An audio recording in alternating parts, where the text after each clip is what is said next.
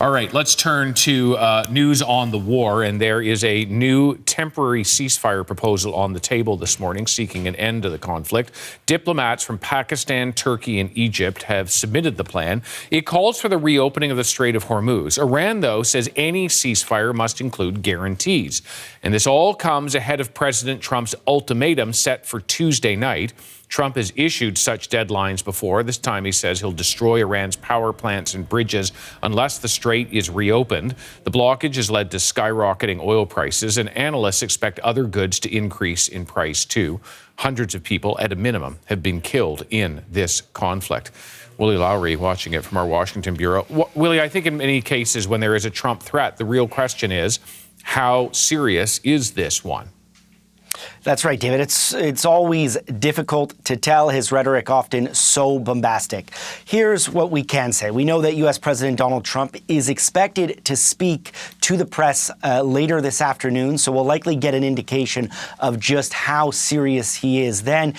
But his comments on Easter Sunday left many people here in the U.S. quite simply aghast. Trump issuing yet another threat against Iran, this time in a profanity-laced message demanding that the Iranians, quote, open the effing strait, end quote, or face the wrath of the U.S. military. Trump promising to destroy power plants and bridges, which, as we've spoken about before, David, could essentially amount to war crimes if followed through. Now, the White House saying that the infrastructure it would hit is dual use, meaning there is a military function to them as well.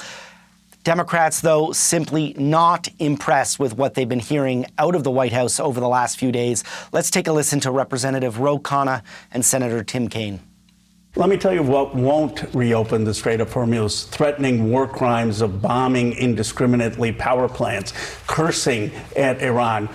This is all embarrassing and juvenile, and it's people trying to act like they're puffed up and tough when what we really see from the administration in this war is the absence of a plan.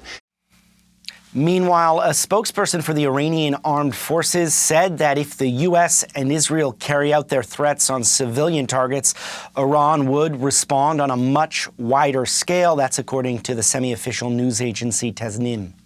I do want to ask about this 45-day ceasefire proposal that's been floated by these three other nations. Is the White House acknowledging it?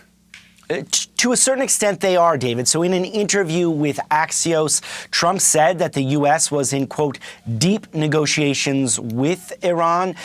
Now, he has referenced negotiations with Tehran before, but he added that there was, quote, a good chance that a deal could be reached. He went on to say, though, that if it is not reached, he will, quote, be blowing up everything over there, end quote. Now, according to Axios, as you mentioned, it's Pakistani, Egyptian, and Turkish mediators who have really been leading these efforts, and they've been shuttling messages between Washington and Tehran for the past several days.